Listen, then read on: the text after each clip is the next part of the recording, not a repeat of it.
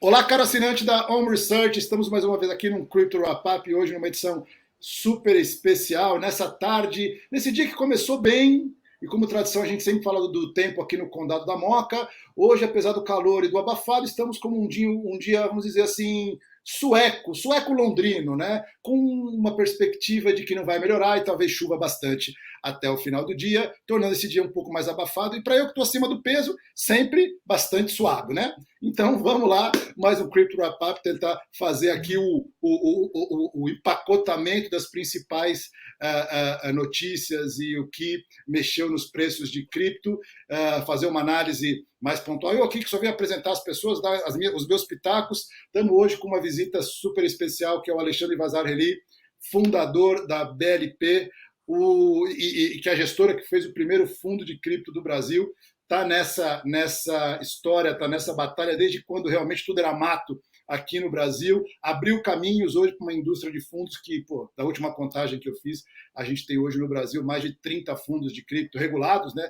Fundos regulados, sem falar os esquemas, sem falar as pirâmides, né? Mas de fundo regulado, de gente boa que trabalha, a gente tem hoje aí mais de 30 fundos e o Alexandre e a equipe lá da BLP, o Glauco, o Axel, todo mundo foi super pioneiro nisso, então com certeza vai trazer informações interessantes para a gente. Um cara que já trabalhou com cartão de crédito, já trabalhou com real estate, já foi diretor de banco internacional. Obrigado, Ale, pela participação, obrigado pela oportunidade de compor aí a nossa mesa hoje. E como sempre, com os nossos analistas da Home Research, Pedro Rafael Loureiro, trazendo as informações que ele sempre traz de forma bastante objetiva em relação à análise on-chain, que, como já expliquei várias vezes aqui, mas é sempre bom reforçar, é a possibilidade de analisar os movimentos que acontecem na rede blockchain, o movimento das carteiras, o movimento de preços relacionados às carteiras, e essa é uma grande novidade que o mundo de investimentos e ativos digitais baseados em blockchain traz para a gente, essa possibilidade de você analisar o que passa nos canos, né, o que passa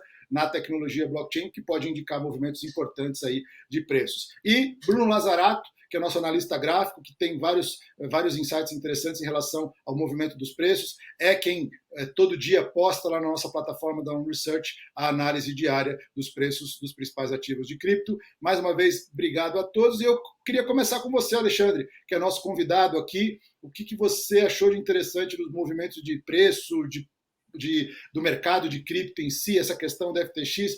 Por favor, o espaço é seu aí, que você pode compor aí de informações para os nossos assinantes da On Research. Obrigado mais uma vez pelo convite. Pelo convite não, por participar do nosso Crypto Wrap Up.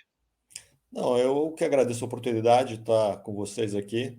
Eu estava falando que eu olho muito gráfico, então tem um ditado que eu gosto, de um cara chamado Gottman, que ele fala assim, você tem que olhar o gráfico e operar como fundamentalista. Então, que esse é o segredo. Para você decidir o que você vai comprar, você faz uma análise fundamentalista. Para decidir quando entrar e quando sair, você tem que olhar gráfico. Por quê? Porque, basicamente, te ajuda a ver os espaços, né, de ganho e de perda. Você consegue ter pontos interessantes de entrada. E eu acho que não dá para falar de pontos interessantes de entrada sem correlacionar com o que a gente está vendo hoje, né? O que mais me impressiona neste mercado é que a gente está muito próximo do fundo que foi feito em 18 de junho. Então, lá, quando veio o Luna, depois 3AC, a gente bateu 15.600, que foi a mínima, foi rápido. Voltamos bastante e agora 15.400. 15.600 e 15.400 para grafista é o mesmo número. Então, estou curioso para ouvir os colegas, mas eu estou olhando assim o fundo duplo. É um pouco o que eu estou olhando agora. E o fundo duplo, ele só perde para o fundo triplo, né? Espero que não tenha, mas é um pouco essa que é a dúvida. A dúvida de todo mundo é, o fundo já veio ou não? E eu acho que vamos tentar desvendar isso com análise gráfica. Perfeito, bacana. E é interessante esse seu comentário, porque quando a gente faz um pouco de análise dos movimentos de preço, eu confesso que eu não sou analista gráfico, mas eu tento entender o mercado pela perspectiva de negócios. Como essa crise da FTX ela é muito mais contagiosa e por vários aspectos maior que da Terra Luna 3AC, eu imaginei que o impacto fosse ser bem maior. Eu achei que o impacto ia ser muito mais profundo e não, o mercado se mostrou resiliente, né? Os preços se mostraram resilientes, como você disse, não ultrapassando o fundo lá de junho. Então, para mim é um sinal positivo. Eu acho que denota uma maturidade do mercado e uma compreensão maior dos principais agentes em relação ao que de importante tem no mercado cripto e quais são as suas principais características. Mas eu falo pouco, geralmente, Alexandre, o pessoal fala muito mais do que eu. Então, por favor, Brunão, até complementando aí o que o Alexandre falou, eu vou subir aqui o seu gráfico para a gente poder conversar aí sobre a sua análise, por favor. Muito boa tarde, pessoal. Boa tarde, Alexandre, seja bem-vindo. Rodrigo, complementando aquilo que o comentário do Alexandre, que semana passada, se eu não me engano, foi no vídeo da semana passada que a gente comentou exatamente isso sobre as moedas que estão em pleno bear market, continuam em desenvolvimento, continuam com seus fundamentos sólidos e ainda fortalecendo os fundamentos, né? Que essas, quando vier o mercado de alta novamente, elas vão performar assim absurdamente. Pelo menos é o que a gente chegou em consenso aí semana passada. Eu creio que o Alexandre deva ter esse mesmo pensamento, por conta dos fundamentos. E aí, nada melhor do que o gráfico para a gente ver aonde entrar. Enquanto a questão de se chegamos no fundo ou não, é difícil a gente cravar, né? Com tudo isso que a gente tem vivido no mercado, todas essas notícias, todos esses boatos de insolvência, ora uma exchange está insolvente, ora não está mais, ela aprova os fundos, ela não prova os fundos. Então, tá uma bagunça generalizada. Então, da FTX também, o que eu falo? Que o pessoal não está cavando um poço, né, para descobrir os podres, está cavando uma fossa, né, porque cada hora que dá uma pasada ali, tira uma meleca lá de dentro. Então, é um buraco de metrô, cara, é um buraco de metrô. Tá o furão lá, aquele que o governador de São Paulo colocou para furar a cidade inteira, enfim. E aí, o que a gente vê no Bitcoin, que eu vejo agora, tá? No gráfico diário. Ele está segurando na média de 9 como resistência. Essa região entre 16.500 dólares e 17 mil dólares, eu acho que vai levar um tempinho aí para romper. Pode ficar lateral nessa região. Aí a análise que eu faço aqui, Alexandre, é um espaço mais curto de tempo, tá? Para o pessoal entrar e sair, o foco, que nem a carteira semanal, o foco é no swing trade para uma semana mesmo. Então eu vejo que essa região dos 17 mil dólares vai precisar de bastante comprador aí para romper, para tentar fazer esse movimento. A gente teve essa queda dos 21 mil, fazer esse movimento aqui e voltar a andar ali nos 18,5, 19, assim, consequentemente, vai buscando lá novamente a região dos 20 mil dólares. Porém, dependendo das notícias, a gente pode fazer isso aqui, né? Perder os 15,5, 14,800, 13,800 e quem sabe ali os 12 mil dólares, que daí eu creio que será ali uma oportunidade. Já estamos numa bela oportunidade de compra do Bitcoin, né? Falando aí para o longo prazo, daqui 2 anos, 3 anos, 4, 5 anos.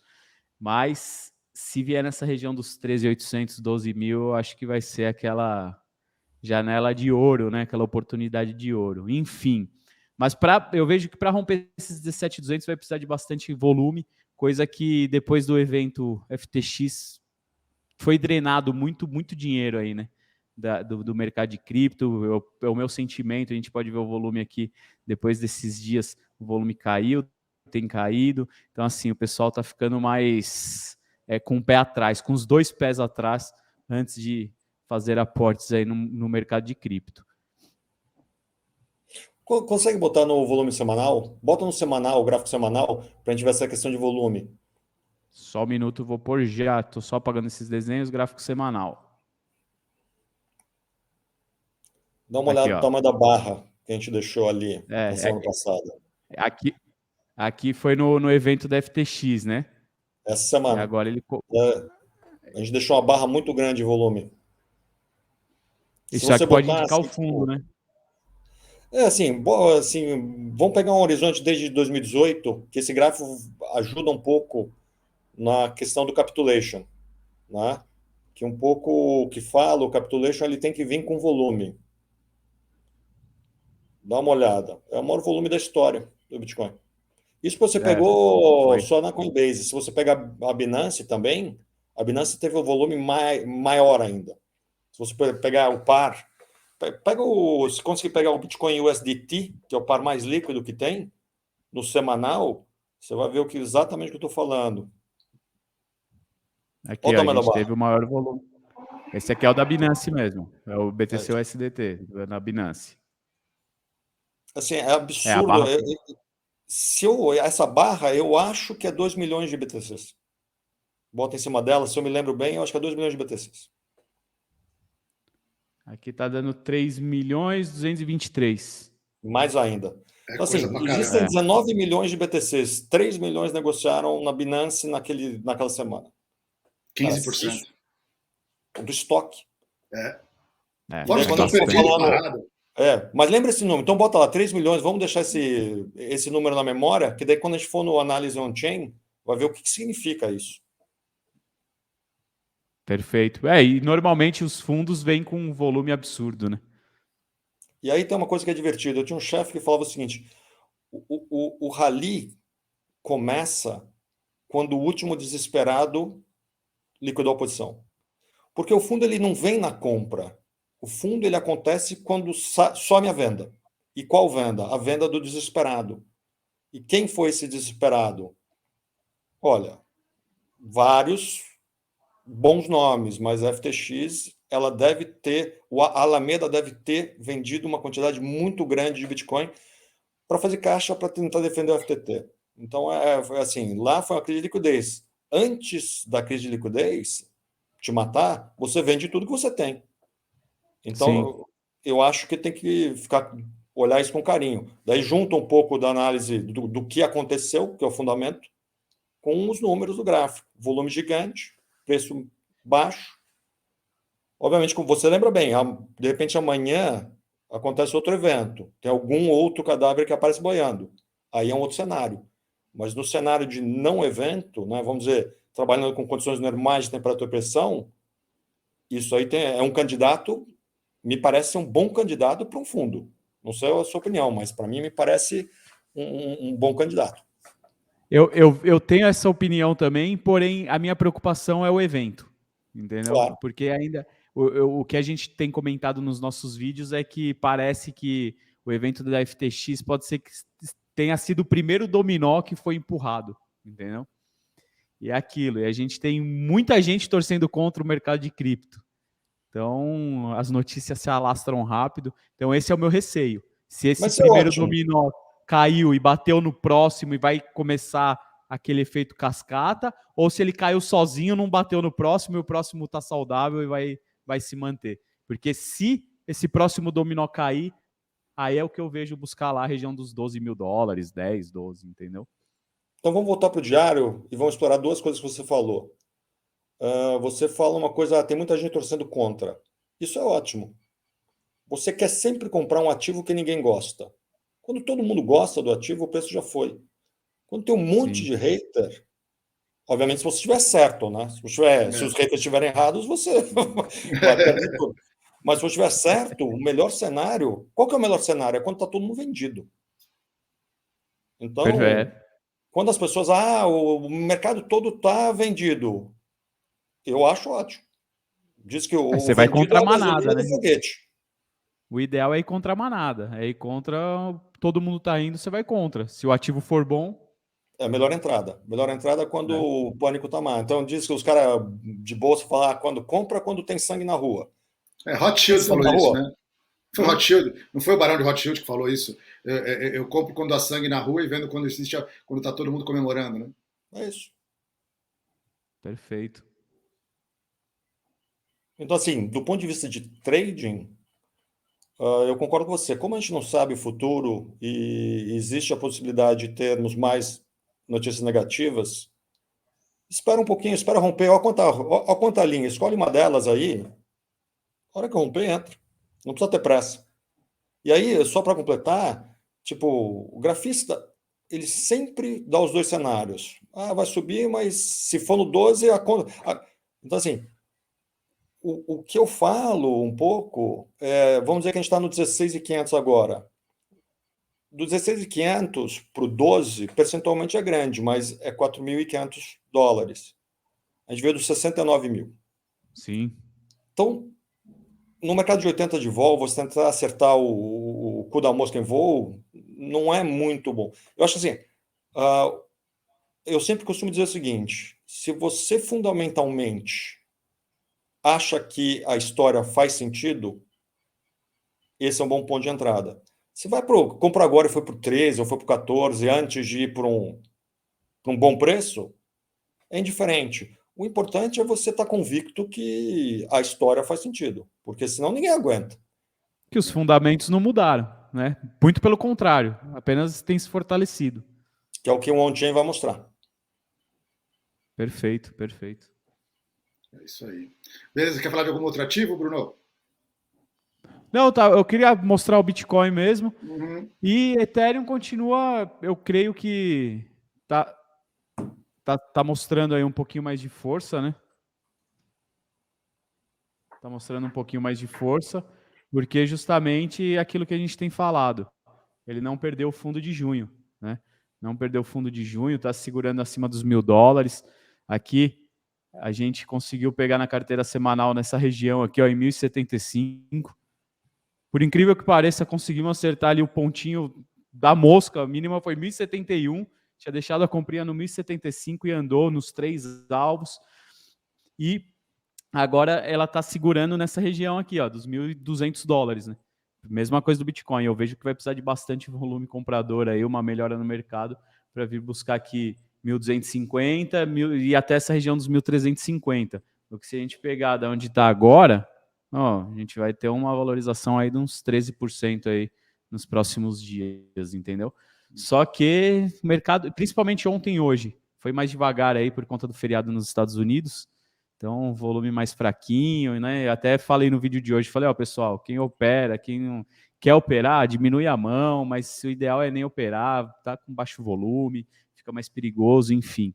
Mas eu vejo como num tempo gráfico maior aqui, analisando, pegando lá desde junho, né, do dia 17, 18 de junho, ela tem se mostrado mais forte aí que o Bitcoin, né? Tanto Ethereum como Matic, enfim, essas moedas. E tem algumas moedinhas aí meio malucas aí que tá dando bom para fazer day trade, uns tradezinhos curtos no gráfico de 1 hora, como essa MESC, DYDX, essas moedinhas para trade curto. Tenho falado da DYDX bastante no vídeo diário, que dá para pegar aí trade de 2, 3%, uns 2, 3 trades desse no dia. Então dá para quem quer se aprofundar, estudar, pegar um gráfico de 1 hora aqui e fazer alguns trades nessa moeda, entendeu? Mas essa a gente já teve no é isso. fundo.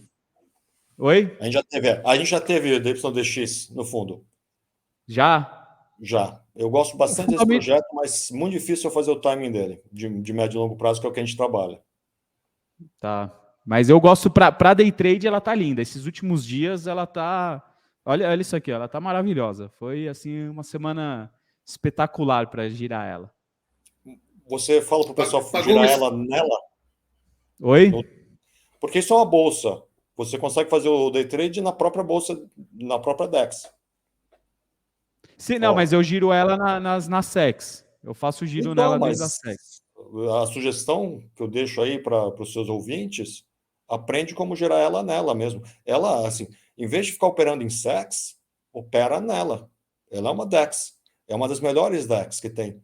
Então dá para Sim, fazer bastante coisa. Assim, obviamente que numa SEX você tem mais possibilidades, mas aí dá para fazer perpétuo alavancado e sem risco de crédito. E aí o cara vai entender um pouquinho por que a gente é apaixonado por cripto, porque a hora que você vê uma coisa dessas funcionando sem risco de crédito, em L2, fala, opa, isso aqui pode ser bom. Ainda mais agora que a FTX, que era a toda poderosa, se mostrou não tão poderosa, nem toda poderosa, eu acho que vale a pena se embrenhar nesse matagal aí, porque tem projetos interessantes, e esse é um projeto interessante, bem E interessante. tem liquidez? Essa moeda sempre foi. Óbvio que eu não acompanho sempre como vocês, mas minha questão é que das DEX ela não é uma das mais grandes, né? Uma das maiores, perdão. Ela é muito boa, a liquidez toda depois da FTX piorou. Uhum, Mas eu acho que para o day tradista ainda dá para fazer relativamente fácil. Quando você tem que fazer um lote maior, não acho que dá para fazer fácil. Mas acho que para o day tradista vale a pena conhecer, porque sai do risco de crédito. Isso é legal. importante, né? A gente conhece muita gente que se machucou bem grande na FTX. Sim, Nossa, sim. verdade. Nossa, verdade. Foi um evento bem catastrófico, né? Essa semana eu tive umas ligações bem. Como a gente conhece muita gente do mercado, advogados e tal, todo mundo ligando, querendo saber informação e tal. Teve gente que se machucou feio. Machucou feio. E só Coisa para de deixar esse pessoal mais, milhões de dólares. o pessoal mais tranquilo, do ponto de vista operacional, quem fazia coisa muito complicada usava a FTX, porque operacionalmente ela é a melhor. Uhum. Então, os caras mais sofisticados de arbitragem, eles se machucaram muito grande aí. Isso é uma coisa que a gente comentou semana passada, que é uma pena, porque, claro que agora a gente sabe que era uma confusão lá dentro, mas o sistema deles é muito bom, era muito bom, né? A gente operou na Spins lá durante 2 anos e meio sem problema nenhum, cara. Os produtos funcionavam, né? A API funcionava, a segurança funcionava. Era algo bem. Eu acho que das exchanges disponíveis, das grandes, o sistema deles sempre foi muito bom. E a sofisticação dos produtos, né? Eles tinham os produtos muito sofisticados, né? Mas era caixa único, então era mais fácil organizar É, mesmo, né? é. Era tudo Agora a gente com a sabe, né? conta do cara, pô. Aí bota qualquer É, coisa. Faz era um qualquer fundo coisa. Não só, né? Era um tem- buraco, era uma caixa só, né? Porque é importante esse conceito. Você fazer direito é complicado. Uhum. Você fazer do jeito que os caras faziam é muito menos complicado. É. Até a gestão de risco, você tem que. Eles tinham. A gestão de risco era integrada, então todo mundo, assim, todas as posições somavam na mesma gestão. Fazer isso direito é muito complicado. Agora a gente vê que não tinha nada, não tinha gestão de risco nenhuma. Então, vamos dizer, a embalagem era linda, mas o conteúdo, cada dia, uma notícia pior que a outra. É. E é uma coisa que assim é a única. Eu sempre gostei muito do Ethereum, da proposta de valor, de tudo. Eu sempre achei uma plataforma muito interessante, um projeto muito interessante. E essa mudança do proof of stake e da questão de governança é que me preocupa um pouco, falando agora de uma análise mais fundamentalista, essa concentração que ainda está muito grande, né?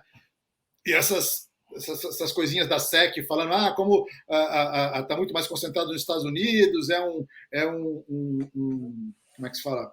É um asset americano, é um ativo americano. Eu não sei o quanto essa questão político barra regulatória pode impactar no projeto do Ethereum. Eu gosto como tecnologia, como proposta de valor, eu acho genial. Só essa questão de governança que eu ainda tenho, não está claro para mim como que eles vão resolver essa questão, como vão tornar a governança mais descentralizada mesmo. Acho que está muito centralizada nesse momento. Mas deixa eu subir aqui a tela do Pedro, para a gente falar um pouquinho de análise on-chain aqui. Pô, mais uma vez, obrigado pelos seus comentários, Alexandre. E, Pedrão, com você agora aí, fica à vontade para mostrar o que só você viu aí nesses últimos dias na sua análise on-chain. Boa tarde, pessoal.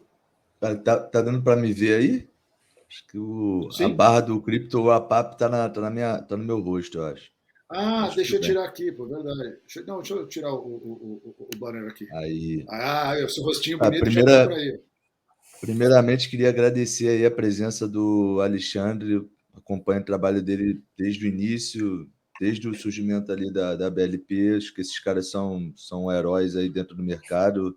Romperam uma grande barreira de oferecer o primeiro produto cripto para o brasileiro na prateleira ali de produtos financeiros. Então, cara, uma honra ter você aqui com a gente.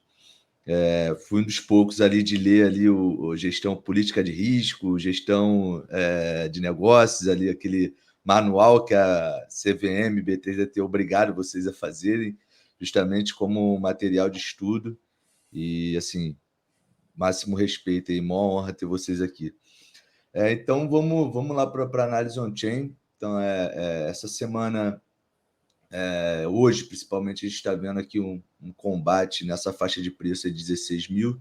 Então, aqui a gente tem a quantidade de bitcoins que estão sendo operados, né? E aqui as faixas de preço. Então, a gente tem a maior barra aí, confirmando que o Alexandre passou, de disputa de bitcoins nessa faixa de preço. Então, atualmente, a gente tem 738 mil bitcoins sendo disputados ali em 16.500 nessa faixa, né? Quase que 4,5% do supply sendo disputado.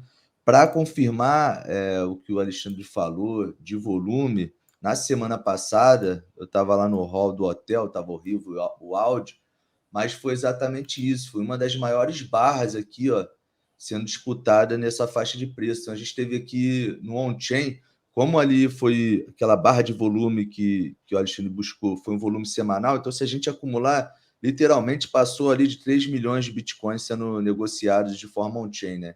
Então, só em um dia aqui, isso aqui foi na sexta-feira passada ou na quinta, não lembro, mas só que em um dia a gente teve mais de 1 milhão e 200 bitcoins sendo disputados, sendo transacionados ali nessa faixa atual de preço, tá? Aqui a gente dá uma olhadinha também para a parte de alavancagem, né? Então a gente veio acompanhando o maior índice de alavancagem muito pela FTX nesse período. Então, assim, a Binance e outras corretoras mantêm um grau de alavancagem aí a 0,3, 0,2, e a FTX sempre manteve 4, 5 de rate de alavancagem. E aí a gente achava que era natural, porque tinha muita posição de cash and carry, justamente essas posições mais sofisticadas que o Alexandre comentou. Inclusive, eu também tomei um pouquinho de fumo lá na FTX, não vou negar. Eu fazia esse tipo de arbitragem, esse tipo de negociação, mas faz parte do mercado, é inevitável você tenta mitigar o risco de crédito, né? Justamente isso, colocando um pouco em cada corretora, mas a gente, como trader, acaba escolhendo uma que tenha o maior tipo de ferramenta para esse tipo de operação. E a FTX, inevitavelmente, era a melhor ali do mercado, né? Outro gráfico que eu separei, a gente teve o maior êxodo de saídas de coins, de Bitcoin, principalmente das corretoras, né? Então, historicamente, as últimas semanas foram as semanas que mais tiraram Bitcoins das corretoras, tá? Aqui eu comecei a trazer coisas de endereços, né? Para a gente olhar mais para o fundamento. Não estou online aqui no Glassnode, mas eu vou puxar aqui depois o online do Glassnode. Isso aqui foi um print que eu dei de manhã. Então, são números de endereços em atividade, tá? Então, a gente está com um pico aqui de 990 mil endereços em atividades on-chain, tá? Então, a gente nota que ele deu esse aumento justamente nessas semanas apocalípticas do mercado, né? Aqui é um bem bacana olhar, né? O número de endereços, ele segue aumentando ao longo do tempo. Então, a gente vê que o fundamento não foi alterado em nada, tá? A gente bateu aí mais de 1 bi de endereços sendo criados na rede do Bitcoin. Isso, na minha opinião, é super fantástico, né?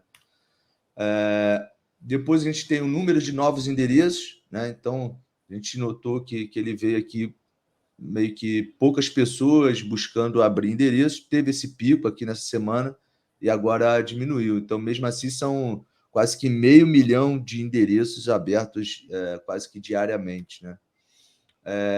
Outro fundamento aqui maravilhoso é que o número de carteiras com mais de 0,1 BTC, igual ou mais de 0,1 BTC, vem aumentando. Então, a gente chegou a um pico de 4 milhões de carteiras com mais de 0,1 BTC. O outro indicador, com mais de 1 BTC, quase batendo aí 1 milhão de carteiras com mais de 1 BTC. A gente está com 950 mil carteiras com mais de 1 BTC.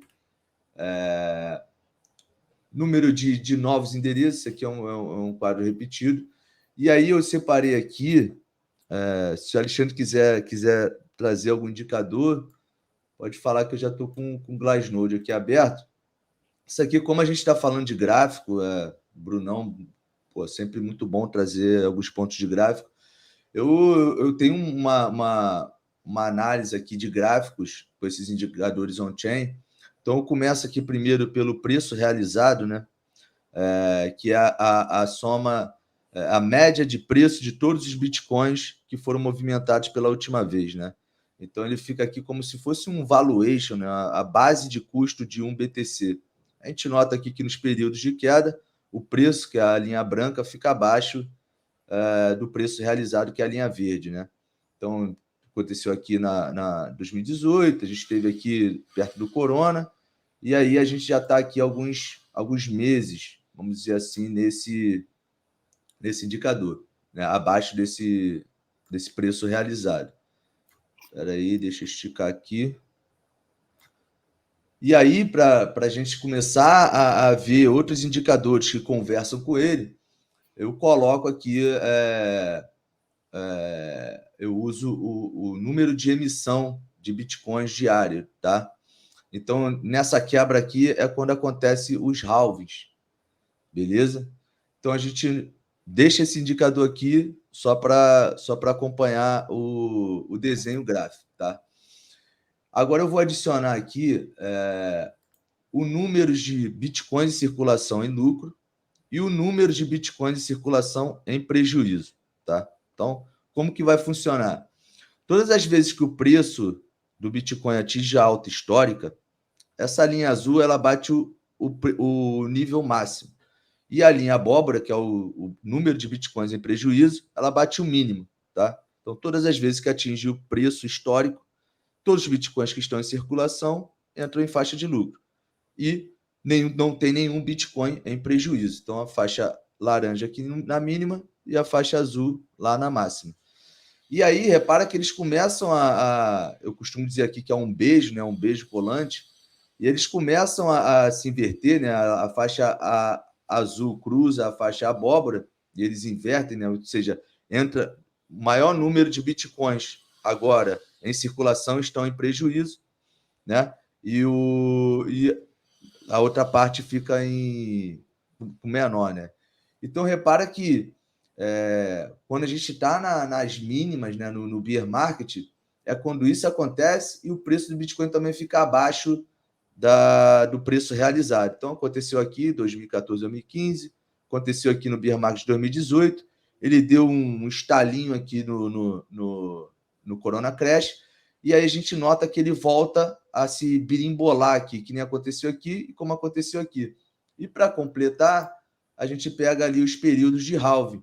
E aí a gente percebe que na metade do caminho do halving é onde isso acontece. Então a gente está aqui na metade do caminho do segundo halving, aconteceu. Na metade do caminho do terceiro halving, aconteceu.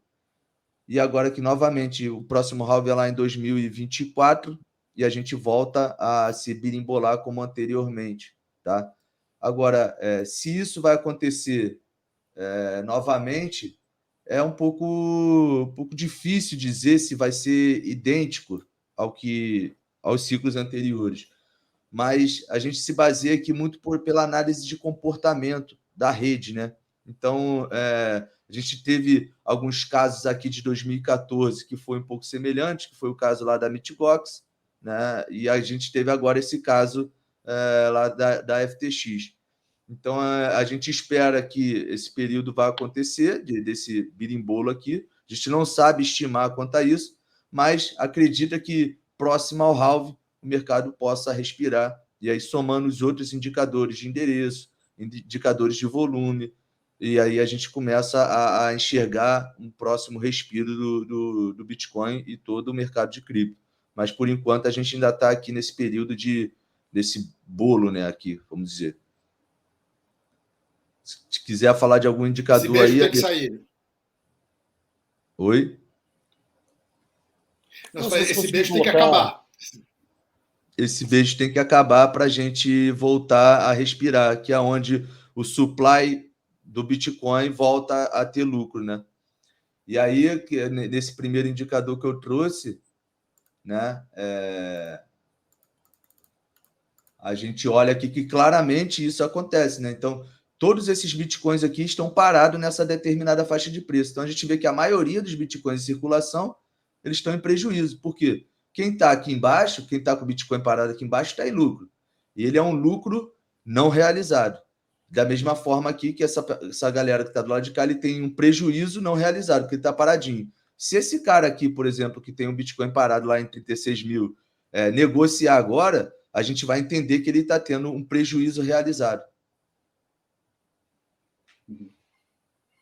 Mas eu interrompi o Ale. O que você ia pedir, Ale? Não, ó, volta nesse gráfico que ele acabou de mostrar, que é a barra on-chain.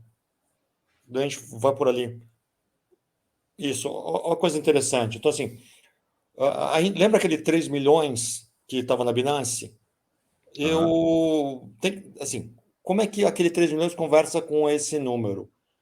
Quando você está dentro de uma corretora negociando, você não está on-chain. Ela não vai passar pelo on-chain na sua transação. Então, lá teve uma troca brutal de bitcoins de mão. Só que daí aconteceu o seguinte, essa turma sacou da corretora. Então, vai para o slide ao lado, o próximo slide que você tinha mostrado. Dá uma olhada no vermelho. A hora que eles sacaram da corretora, porque eles estavam com medo das corretoras, ele foi para o on-chain. E daí teve aquela barra gigantesca do 16 mil. Então, o que você está falando um pouco é o seguinte, é o índice MRMV, que é a quanto você está negociando e qual que é o valor histórico, que está muito baixo. Por quê?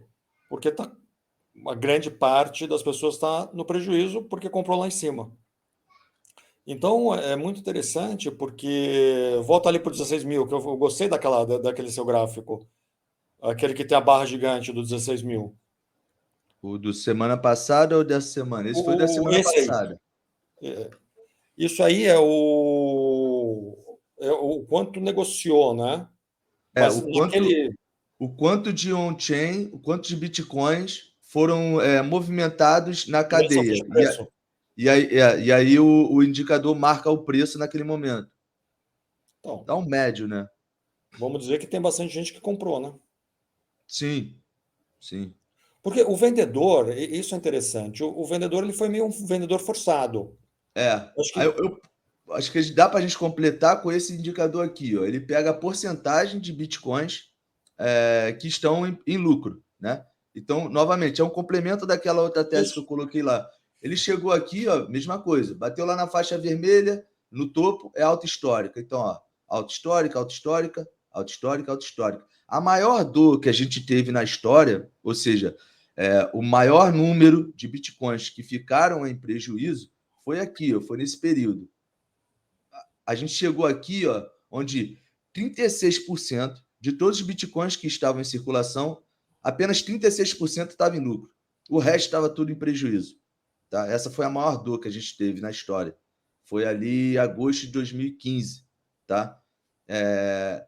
E aí, beleza. Depois, novamente, o preço estica e todo mundo bate alto histórico. E aí a gente chegou aqui. Ó. A gente está lá, veio para a área verde, ou seja, é um dos melhores momentos históricos para você obter o Bitcoin. Está todo mundo com muita dor.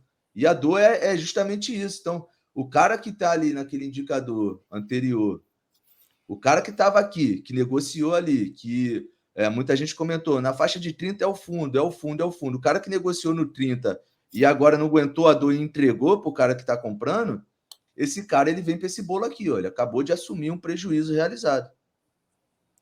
Né? Então, só para... Continua aí, Ali, continua aí. Não, acho que é isso. Você tem como botar os hold waves? Tem.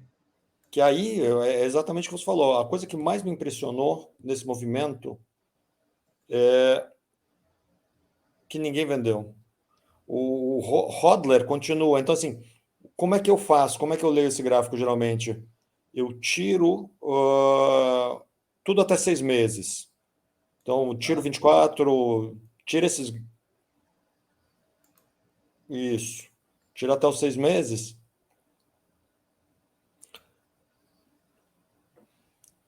Então, esses são os acumuladores. Ele continua, assim, o preço sai de 69 mil para 15 mil e aumenta o acúmulo. Os caras não venderam. Então, é um pouco que eu falo, se o cara não vendeu na queda, tem pouco Bitcoin em circulação. Exato.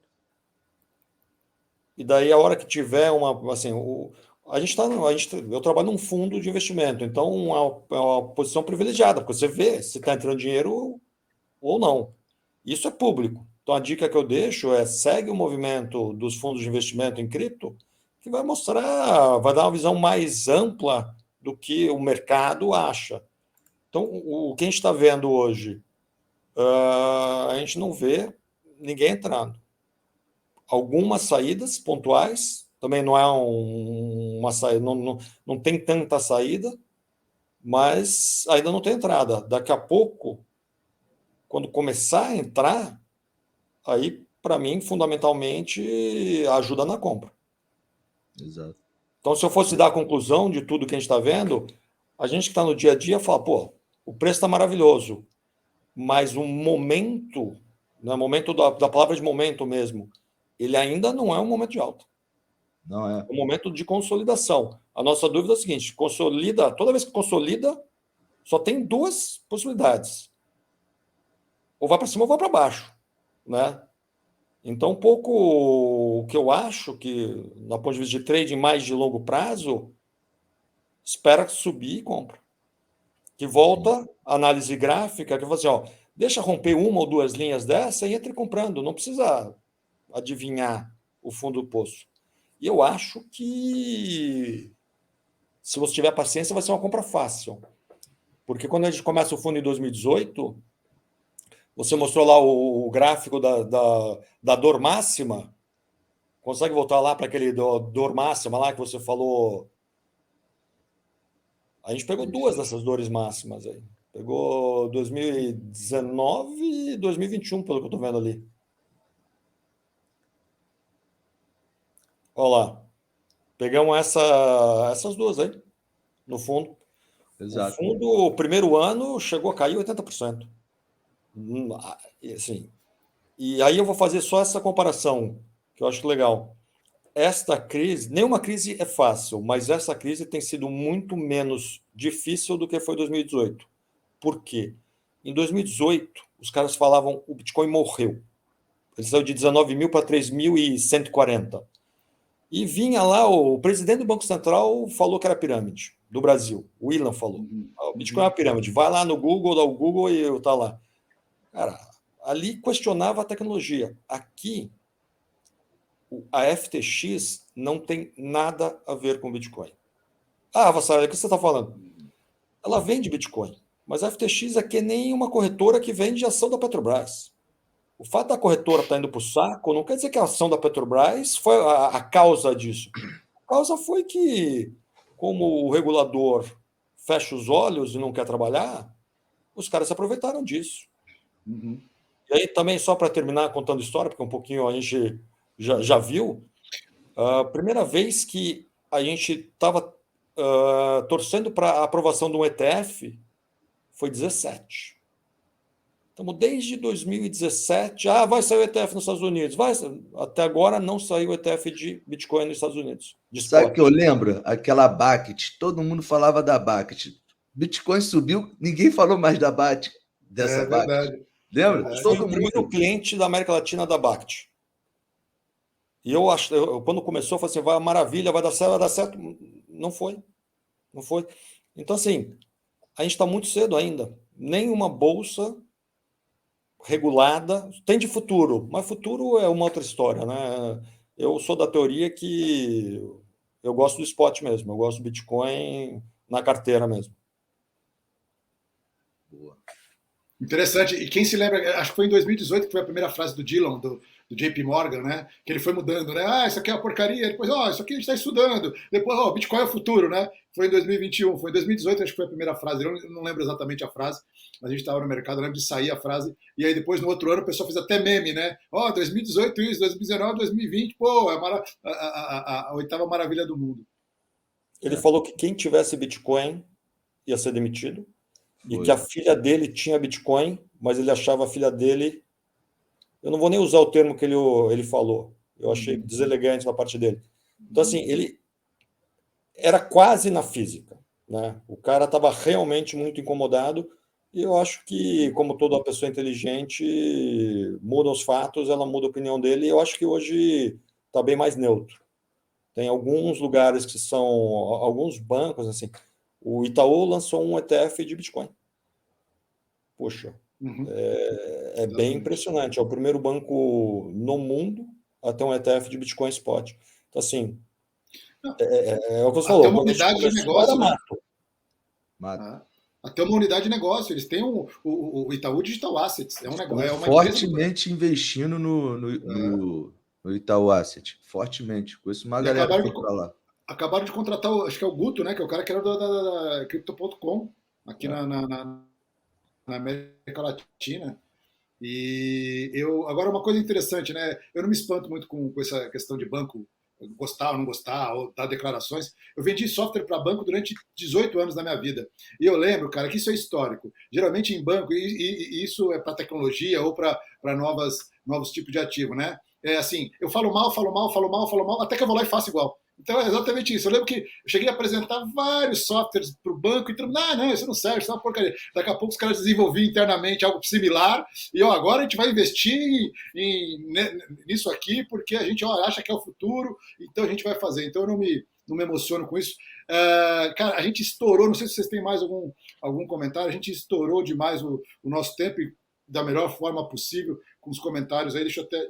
Posso tirar o seu gráfico? Pode tirar.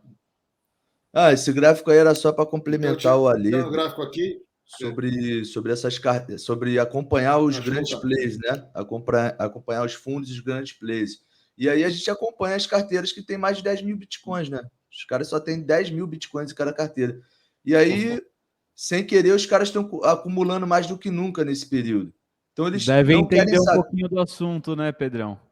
Pois é, e se você tirar um track record deles, eles só vitória nas costas, né? Então, assim, às vezes você não precisa inventar a roda, é só acompanhar os bons. Isso aqui é um fato que foi quando a Coinbase comprou a Chapo, tá? Então, eles não venderam aqui, não, tá? Foi só uma troca de wallets, tá? A Coinbase comprou a Chapo era o maior custodiante, então, assim, isso aqui é um ruído do gráfico. Então, é acompanhar eles. Eu trabalho no OTC, né? Venda de BTC e outras coins aí em balcão. Então, o que o Ale falou é muito, muito fato de que o volume ainda não está entrando. As pessoas não estão buscando ainda. Então, assim, é uma convergência de situações e comportamentos para que o mercado volte. Mas o fundamento se manteve, nada foi alterado, e é questão de tempo e maturidade para aguentar o som dos canhões, né? De esperar o som do violino para vender para eles. É isso aí. Bom, e para terminar, pode tirar. Eu gosto sempre de terminar com um fato divertido, engraçado, alguma coisa do mercado que faz a gente pensar, dar risada, às vezes até xingar. E até lembrando do nosso bate-papo no LinkedIn, né, Alexandre? A última do dia do FTX é que descobriram que os caras compraram o controle de um banco no estado de Washington, um banco que chama Moonstone, ou não é Moonstone, é Farmington Bank, chamava Moonstone, Farmington Bank. O banco tem 3 funcionários, tinha um total de ativos de 5 milhões e pouco de dólares, e os caras pagaram quase 11 milhões de dólares num banco que tem 3 funcionários, não tem nem website, não tem nem web banking. E aí a pergunta é como é que o regulador americano permitiu essa troca de ações, ou seja, essa posição da FTX num momento como esse, e não falou nada, né? Dessa história, né, com certeza vai vir muita coisa, no mínimo, vamos dizer, engraçada, suja, diferente. Eu acho que tem implicações muito maiores nisso aí. E o que mais não me espanta, mas o que mais me deixa intrigado, assim como esse jogo é muito mais, vamos dizer, complexo do que a gente imagina, é a cobertura, né? Que foi o início da nossa conversa lá no LinkedIn, minha do Alexandre e de outras pessoas, como a cobertura da imprensa americana tem sido ridícula em relação a esse fato. E aí, acho que amanhã ou depois, o nosso querido SBF vai participar de um evento do Wall Street Journal. Então, New York Times. Do New York Times, Pedrão. Do New York Times, como um filantropo. É quase um escárnio, né, gente? Se não for preso antes. Se não for preso mas antes. ainda não foi. Ainda não foi. Já se vier para o Rio de Janeiro, vai para a vala. Lá nos Estados Unidos, o processo legal não é assim imediato. Mas a hora que eles vão, a hora que eles puxam o novelo, eles não soltam até o final. Então, assim, eu acho que tudo isso, no fundo, é bom para o Bitcoin, porque expõe, deixa transparente que o jogo não é justo. Vou usar esse justo, vou usar outros, mas aqui estamos em horário familiar.